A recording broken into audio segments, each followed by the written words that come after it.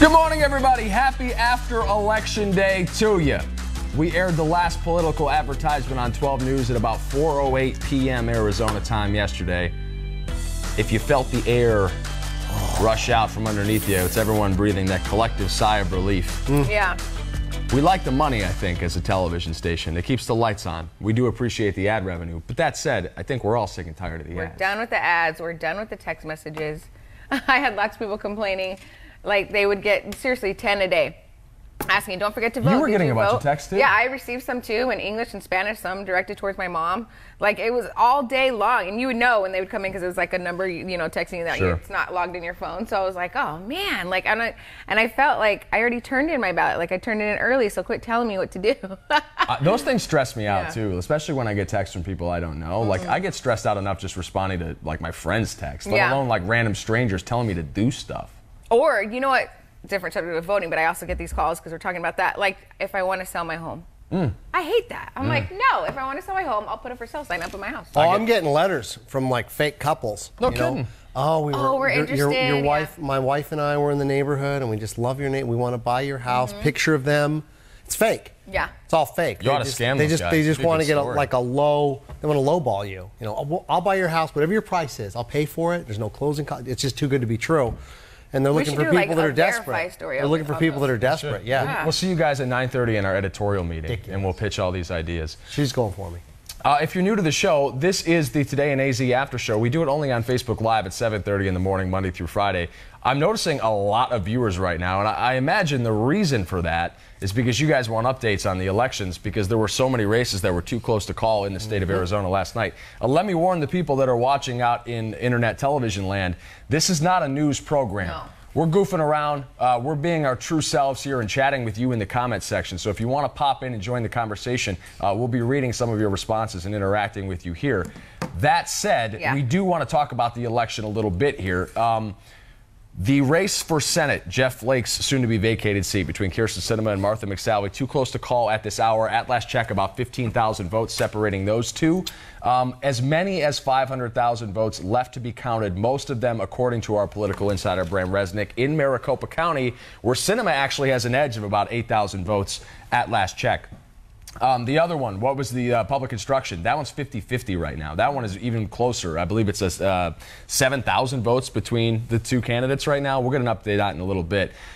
We also want to talk about the uncounted votes because we've been told by Adrian Fontes, the recorder, that it's going to take as long as weeks to get all this stuff sorted out.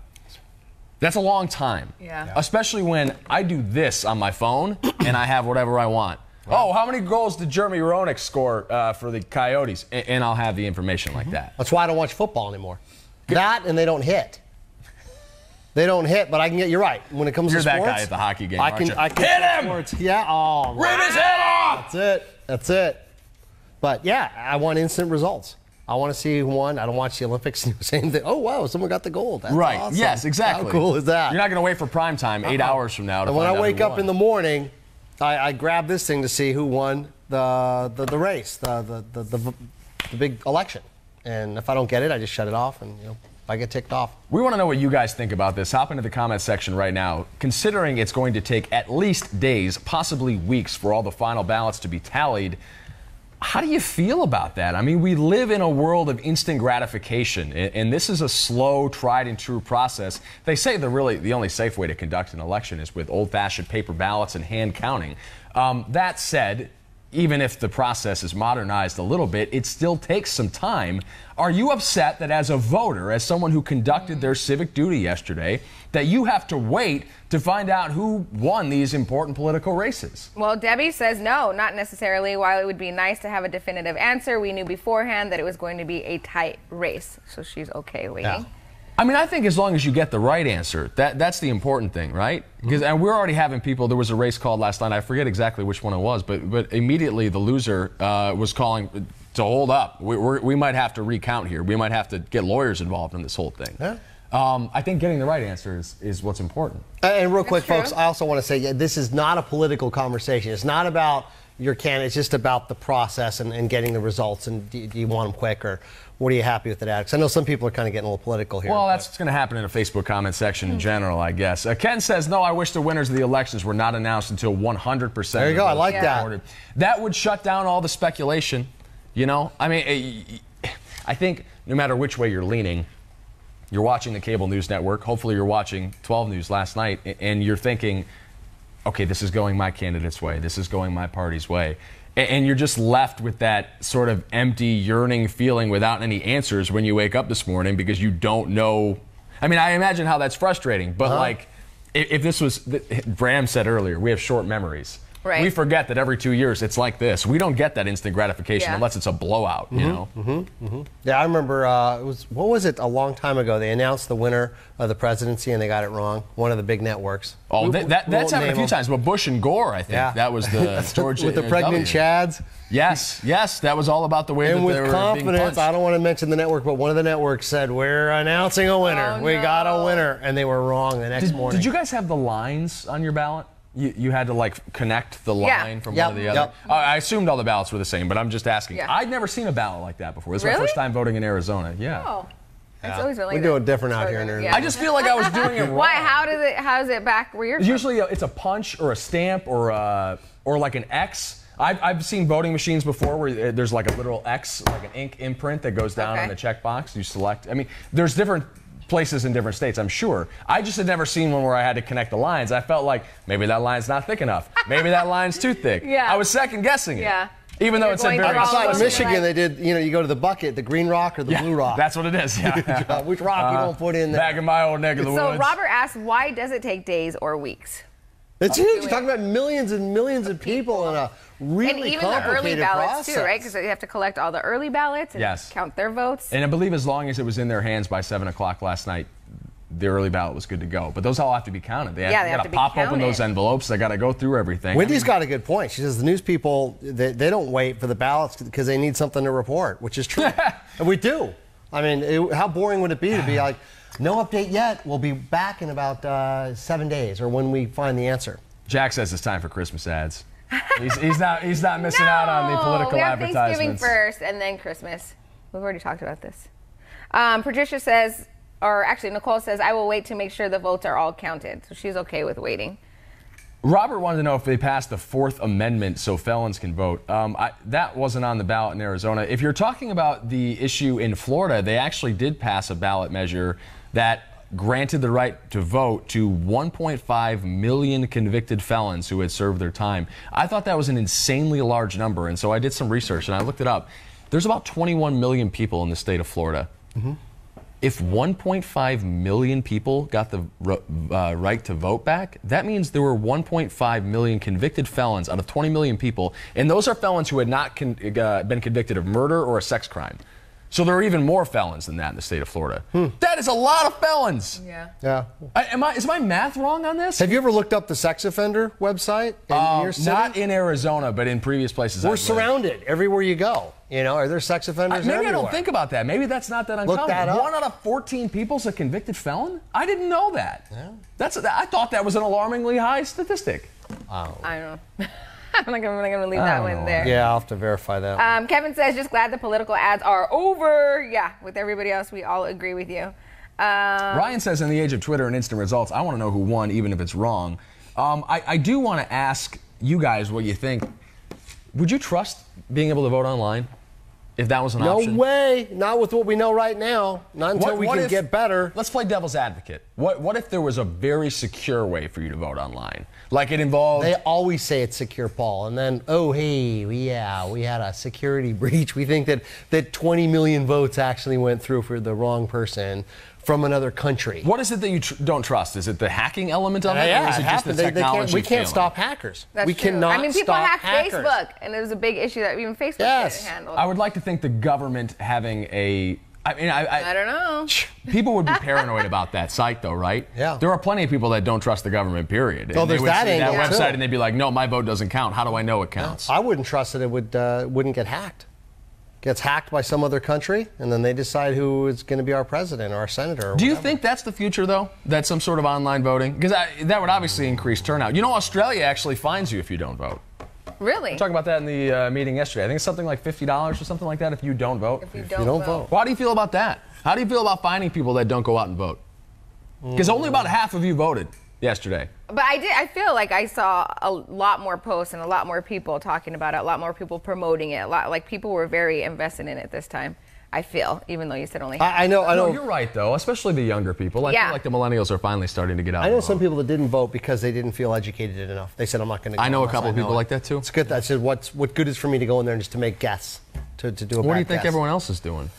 I don't need dinner with these candidates. I don't know these people outside of what you see on TV, right? Yeah. you The have to do your publicity pamphlets, research, But you should be doing research. And one says this person hates electricity, and the other one says this person hates puppies, and if you vote for this, you're going to vote to ban all meat in the state of Arizona. It just stop. I mean, what's true, what's not? Yeah, that's hard. So you really have to sit down. Like, it took me a little bit. I have a couple friends that, were giving me the information because they're really educated about it, and so we went through each one, and they told me each side and what they all meant and everything, so that way I could give a legit answer that I felt strong about, and so our response, so that was helpful very much. So you have to do your research, you have to get the information before you vote. It's so important, I think, to get that mail-in ballot because it gives you the time to research things too. You don't feel really rushed. good, You're not just stepping into a booth and there's 100 people in line behind you and you got to go.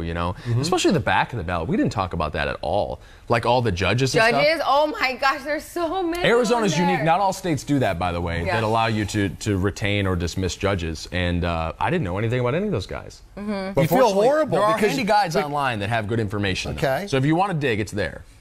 I got time for that. Then you get in the booth, and what do you do? Do you not vote for those people? I mean, maybe you know the top 5 things you're going to vote for, but then all of a sudden it's, head plumbing commissioner of the state of, I know a lot of people didn't vote on the backside. Like, they just did the front page and they left the backside empty because they weren't sure. They didn't know, who That is the for. alternative. Vote in the races that you're confident about and don't vote in the other ones if you're feeling like you're just guessing. I don't think that I don't think we can expect the average person to be well-versed in the judges on the back of the ballot. I think that's an unrealistic expectation. Yeah. That said, I don't like that excuse, I'm not educated enough. You know what that tells me? Well, maybe you should be a little more educated in the people that are making your policies. And you don't care.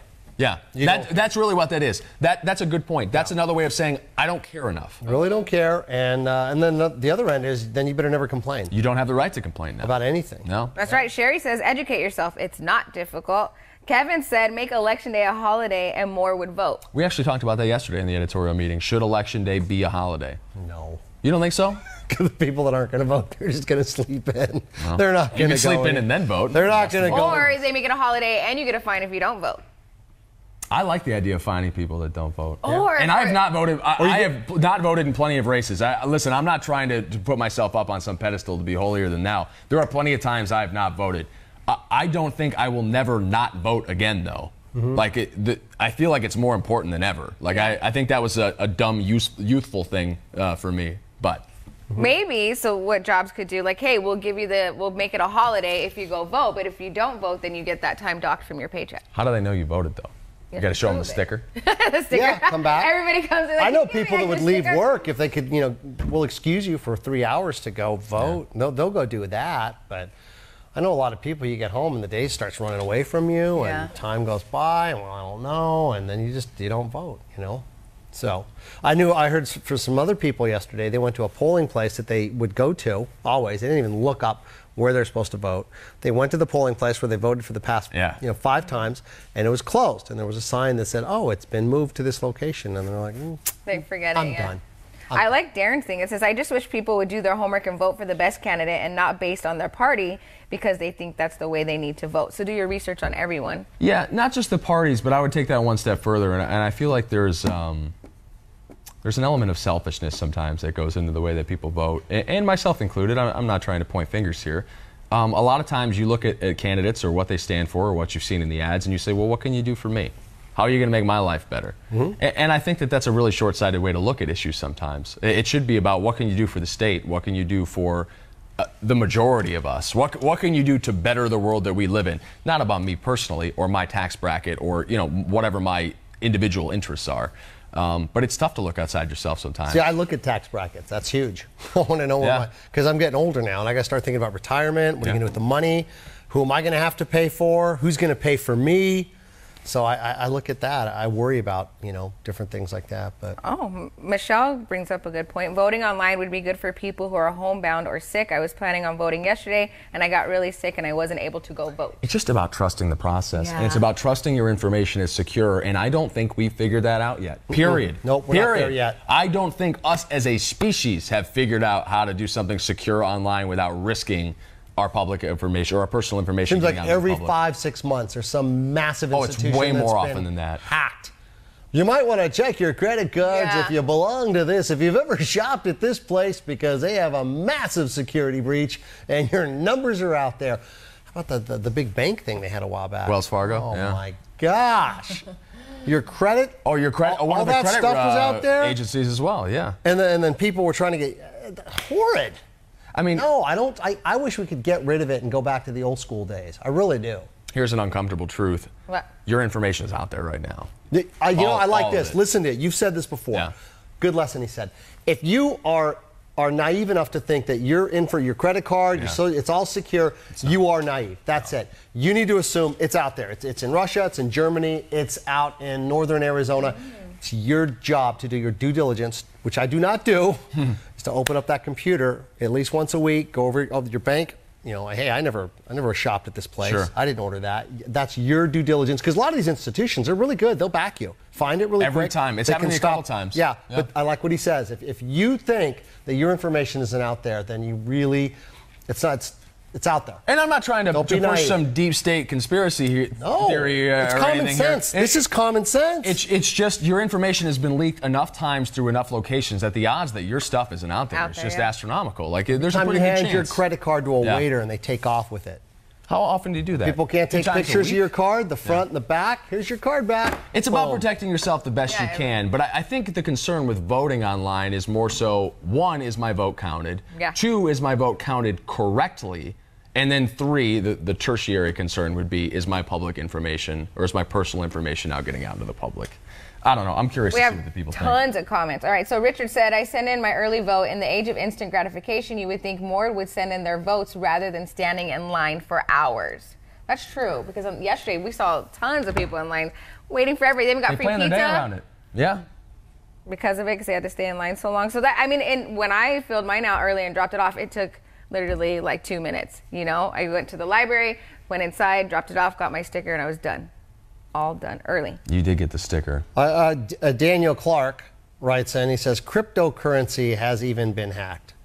Whatever cryptocurrency. It's like Bitcoin. Oh, that's been Yeah. hacked, Oh, he was also saying Recorder's Office actually sends booklets on the issue on both sides. They do. Yeah. Judges actually get scored so you can see who does well and who scored low. So I found that scoring system online when I Googled the judges. That is actually a really handy system. I think there was only one guy that had disfavorable reviews or whatever, but it was also a really small sample size. Okay. I think, and I might be wrong about this, I promise this is not fake news. This is just me not remembering something correctly. I think in the history of our state, there have only been 2 judges that were booted as a result of the elections there. So it's not a very common thing, but it does happen. Yeah. Jenny said basically Jeannie, that she's over all of this. She said, let's move on to remembering the veterans this coming Monday and then Thanksgiving over the elections. She's way over it.